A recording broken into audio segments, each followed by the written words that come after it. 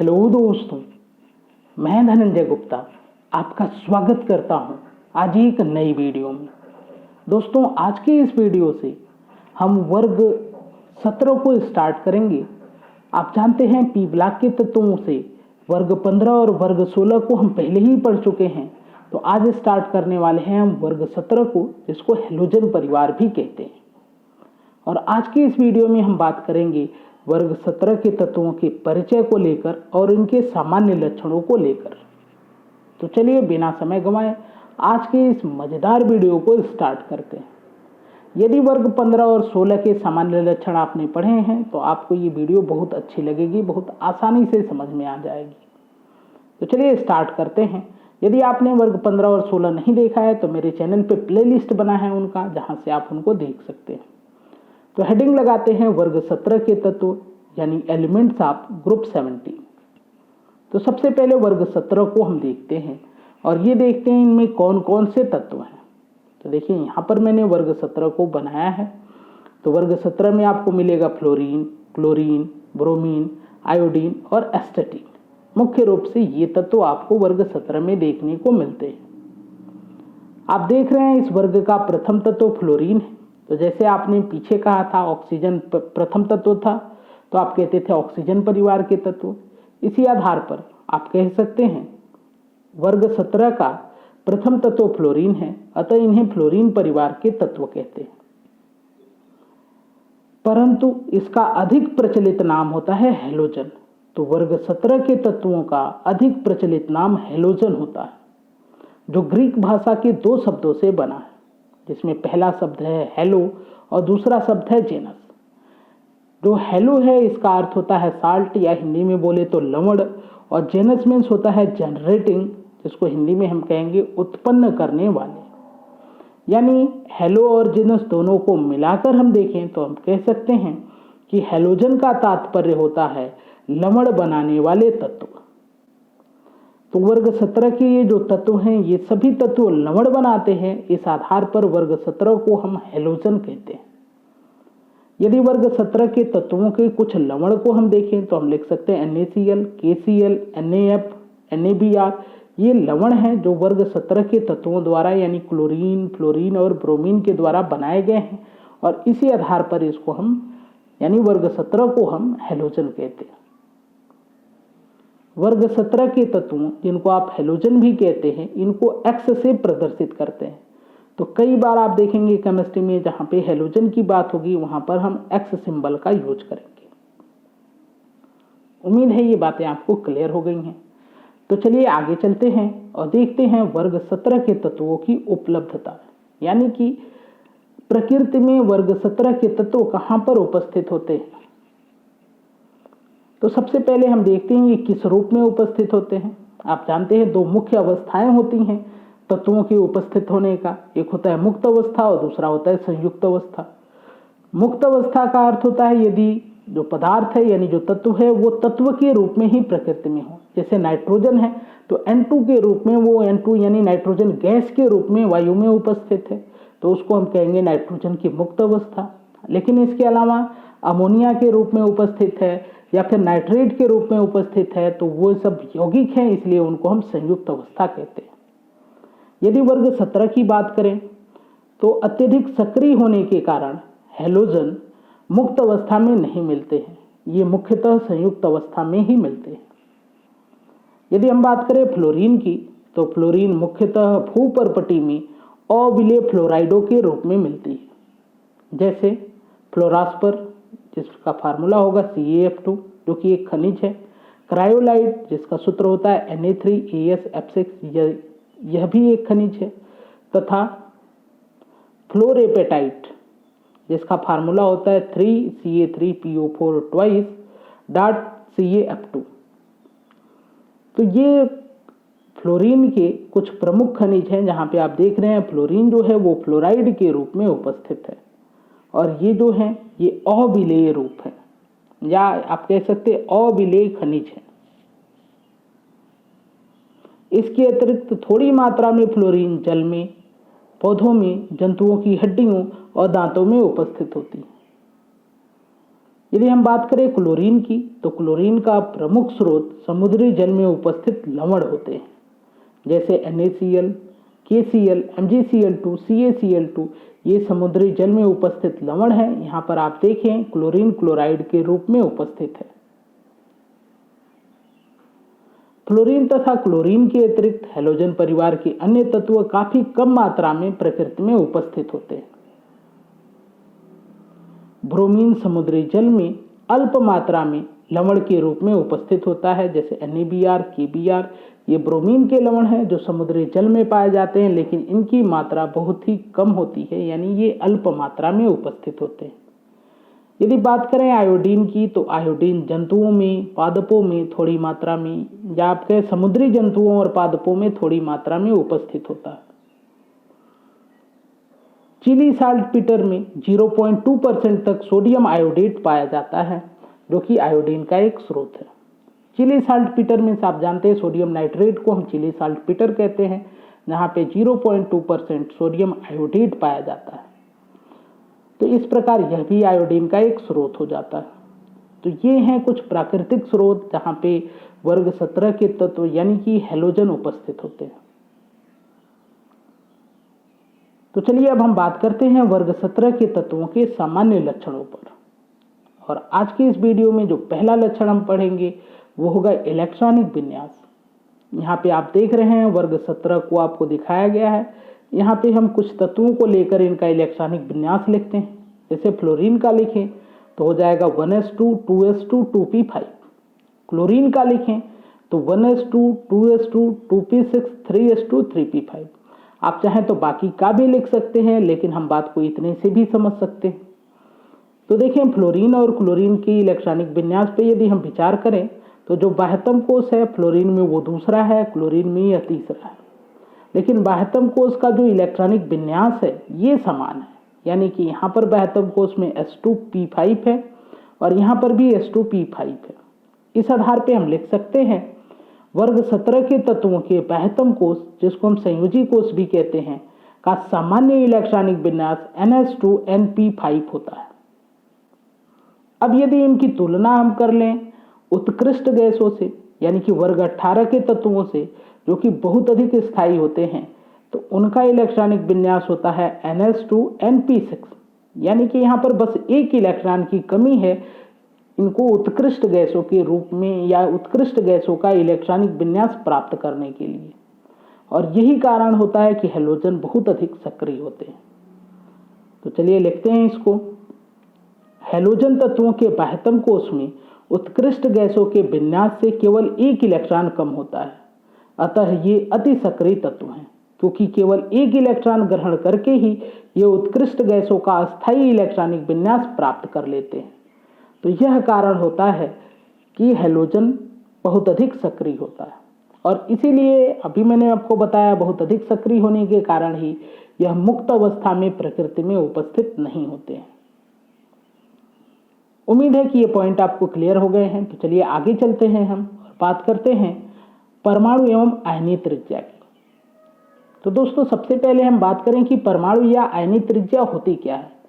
तो यदि कोई परमाणु है तो परमाणु के बाह्यतम कोष से परमाणु के नाभिक से बाह्यतम कोष की जो दूरी होती है उसको हम कहते हैं परमाणु त्रिज्या। और ठीक यही बात आयन में भी होगा। यदि आयन रहे तो नाभिक से बाह्यतम कोष की जो दूरी होगी उसको आयनीय त्रिज्या कहेंगे। ये एक सामान्य सी बात है। क्लास 11th में परमाणु त्रिज्या और आयनीय त्रिज्या को आपने डिटेल में पढ़ा है, जहां पे परमाणु त्रिज्या के कई प्रकार भी आप लोगों ने पढ़े थे। तो यदि और ज्यादा आपको समझना है तो क्लास 11th की बुक से आप पढ़ लें या फिर क्लास 11th की कोई वीडियो देख लें। तो चलिए पहले एक सामान्य बात लिखते हैं जो कि क्लास 11th में हमने पढ़ा था, जब हम लोगों ने पढ़ा था तत्वों का वर्गीकरण। किसी वर्ग में ऊपर से नीचे जाने पर परमाणु क्रमांक बढ़ने के साथ परमाणु एवं आयनीय त्रिज्या भी बढ़ती है। अब क्वेश्चन है क्यों बढ़ती है, तो इसको मैं यहाँ पे थोड़ा सा आपको क्लियर करता हूँ। तो इसके लिए हम देखिए यहाँ पर फ्लोरीन का इलेक्ट्रॉनिक विन्यास लिख दिए और फिर इधर क्लोरीन का लिख लेते हैं, और इन इलेक्ट्रॉनिक विन्यास के आधार पर इनकी परमाणु संरचना को हम बनाएंगे। तो यहाँ पे देखिए दो कक्षाएं बनानी पड़ेंगी। तो जब हम फ्लोरीन की परमाणु संरचना बनाएंगे तो बीच में होगा नाभिक, और दो कक्षाएं होंगी देखिए पहली कक्षा में 2 इलेक्ट्रॉन और दूसरी कक्षा में 2 और 5 7 इलेक्ट्रॉन। तो ये 2 कक्षाएं और ये हैं इनके रेड डॉट से मैंने इनके इलेक्ट्रॉन को दिखाया। यदि क्लोरीन का मैं बनाऊं तो यहाँ पर मुझे 3 कक्षाएं बनानी होंगी। ये हो गई पहली, फिर दूसरी और ये तीसरी, तो 3 कक्षाएं हैं। तो आप देख रहे हैं यहाँ पे नाभिक से बाह्यतम कोश की दूरी कम है और यहाँ से नाभिक से बाह्यतम कोश की दूरी अधिक है, क्योंकि यहाँ पर कोश यानी कक्षाएं कम है, यहाँ पे कक्षाएं ज़्यादा है। अर्थात यहाँ पे परमाणु त्रिज्या बढ़ी क्यों? तो इसका कारण है किसी वर्ग में ऊपर से नीचे जाने पर परमाणु क्रमांक बढ़ने के साथ नए कोश जुड़ते हैं और नए कोश जुड़ने से परमाणु एवं आयनीय त्रिज्याएं भी बढ़ जाती हैं। उम्मीद है ये कॉन्सेप्ट आपको क्लियर हो गया है। ये तो हमने बात किया किसी भी वर्ग में, ये आवर्त सारणी के लगभग सभी वर्ग में ये रूल आपको काम करेगा। लेकिन वर्ग 17 की बात करें तो वर्ग 17 में भी यही नियम लगेगा। वर्ग 17 में ऊपर से नीचे जाने पर परमाणु एवं आयनीय त्रिज्या बढ़ती है। अब हम बात करते हैं किसी आवर्त में क्या परिवर्तन होगा। तो किसी आवर्त में बाएं से दाएं जाने पर परमाणु क्रमांक बढ़ने के साथ परमाणु एवं आयनीय त्रिज्या घटती है, लेकिन यह घटने का क्रम वर्ग 17 तक लगता है। आवर्त सारणी देखकर इसको क्लियर करते हैं। तो आप जानते हैं यहाँ पर जो क्षैतिज पंक्तियां हैं जो ऐसे हैं, इनको हम आवर्त कहते हैं। यदि दूसरे आवर्त में हम देखें तो जैसे जैसे हम आगे बढ़ेंगे यहाँ पर, तो फ्लोरीन तक आते आते जो परमाणु त्रिज्या होगी वो घटती जाएगी, लेकिन फ्लोरीन के को पार जब हम करके वर्ग 18 में जाएंगे तो अचानक से परमाणु त्रिज्या जो होगी वो बढ़ जाएगी। इसका कारण होता है क्योंकि इनके पास वंडरवाल त्रिज्या होती है। इसके बारे में आपने क्लास 11 में डिटेल में पढ़ा था। तो यह घटने का क्रम वर्ग 17 तक काम करता है। अब क्वेश्चन ये है कि क्यों ऐसा है कि किसी जब आवर्त में हम बाएं से दाएं जाते हैं तो परमाणु त्रिज्या घटती है। तो चलिए इसको समझते हैं। तो देखिए इधर हमने नाइट्रोजन का लिखा है इलेक्ट्रॉनिक विन्यास, और यहाँ पे हम लिख लेते हैं ऑक्सीजन का, और फिर हम लिख लेते हैं फ्लोरीन का। आप जानते हैं ये तीनों दूसरे आवर्त के तत्व हैं। इसको आप आवर्त सारणी में देखकर भी क्लियर कर सकते हैं। तो आवर्त सारणी यदि आप देखें तो देखिए यहाँ पर नाइट्रोजन, ऑक्सीजन और फ्लोरीन ये तीनों ही दूसरे आवर्त के तत्व हैं। क्लियर है? तो चलिए इनके इलेक्ट्रॉनिक विन्यास को आपसे लिख लेते हैं। अब इनके हम जो परमाणु संरचनाएं हैं इनकी, उनको हम बनाने की कोशिश करते हैं। तो देखिए सब में 2-2 कक्षाएं हैं। बस आप देख रहे हैं कि जो इलेक्ट्रॉन हैं वो थोड़े से एक एक ज़्यादा हो गए हैं। जैसे यहाँ पर 3 2 5 है, यहाँ पे 4 2 6 है और यहाँ पे 5 2 7 है। और आप जानते हैं परमाणु क्रमांक भी बढ़ रहा है यहाँ पर, तो परमाणु क्रमांक बढ़ने के साथ प्रोटॉन भी बढ़ेंगे। तो चलिए इसके स्ट्रक्चर को हम बनाते हैं। तो देखिए नाइट्रोजन के बनाएंगे तो प्रोटॉन होंगे 7 और इलेक्ट्रॉन जो होंगे ये भी होंगे 7, जिसको यहाँ पर दिखाया गया है आपको रेड डॉट से। ऑक्सीजन के देखें और फिर फ्लोरीन को देखें तो आप देख रहे हैं कि जैसे जैसे आप आगे बढ़ रहे हैं तो नाभिक में प्रोटॉनों की संख्या बढ़ रही है। और आप जानते हैं प्रोटॉन धनावेशित होते हैं, अर्थात हम कह सकते हैं कि किसी आवर्त में बाएं से दाएं जाने पर नाभिकीय आवेश बढ़ता है। नाभिक में जब प्रोटॉन बढ़ेंगे तो नाभिकीय आवेश भी बढ़ेगा। यहाँ पर हम एक नाम यूज करते हैं प्रभावी नाभिकीय आवेश। तो इसको मैं बहुत डिटेल में आपको नहीं समझा रहा हूँ, बस आप जानें कि जो नाभिकीय आवेश है इसको यहाँ पर हम कहेंगे प्रभावी नाभिकीय आवेश। तो जैसे ही हम किसी आवर्त में बाएं से दाएं जाते हैं प्रभावी नाभिकीय आवेश बढ़ते हैं। आप कहेंगे सर इसके साथ साथ इलेक्ट्रॉनों की संख्या भी बढ़ती है, तो ये ठीक बात है, लेकिन यहाँ पे जो प्रभावी नाभिकीय आवेश है ये ज़्यादा प्रभावी होता है। प्रभावी नाभिकीय आवेश बढ़ जाने के कारण क्या होगा, जितने भी ये इलेक्ट्रॉन हैं इन पे आकर्षण बढ़ जाएगा, नाभिक का आकर्षण बल बढ़ जाएगा। और इस आकर्षण बल के बढ़ने पर परमाणु संकुचित हो जाते हैं। उनके जो इलेक्ट्रॉन होते हैं थोड़ा सा नाभिक की तरफ झुक जाते हैं और इस संकुचन के कारण परमाणु त्रिज्या घट जाती है। क्लियर बात है? तो चलिए इसको लिखते हैं। क्योंकि आवर्त में बाएं से दाएं जाने पर परमाणु क्रमांक बढ़ने के साथ प्रभावी नाभिकीय आवेश बढ़ता है और प्रभावी नाभिकीय आवेश बढ़ने के साथ नाभिक का इलेक्ट्रॉनों पे आकर्षण बल बढ़ता है और जिससे नाभिक जो इलेक्ट्रॉन होते हैं वो नाभिक की तरफ झुक जाते हैं और परमाणु संकुचित हो जाता है, अर्थात उसकी त्रिज्या घट जाती है। क्लियर बात है। यहाँ पे आप फिगर में भी देख सकते हैं, ये थोड़ा ज़्यादा फैला हुआ मैंने दिखाया है। यहाँ पे आकर्षण बढ़ने के कारण ये थोड़ा सा सिकुड़ गया है। यहाँ पे आकर्षण थोड़ा और अधिक है नाभिक का, इसलिए यह परमाणु और अधिक सिकुड़ गया है। यानी आप देखिए क्रमशः यहाँ पर परमाणु त्रिज्या घटती हुई दिखाई दे रही है। क्लियर बात है। तो चलिए आगे चलते हैं। तो हैलोजन की बात करते हैं।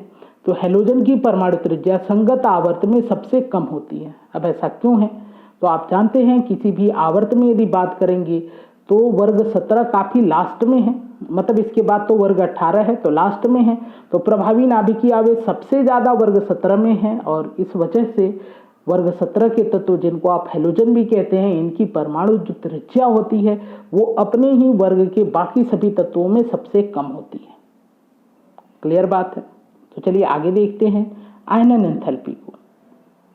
तो सबसे पहले हम सोचते हैं आयनन एंथैल्पी मीन्स क्या होता है।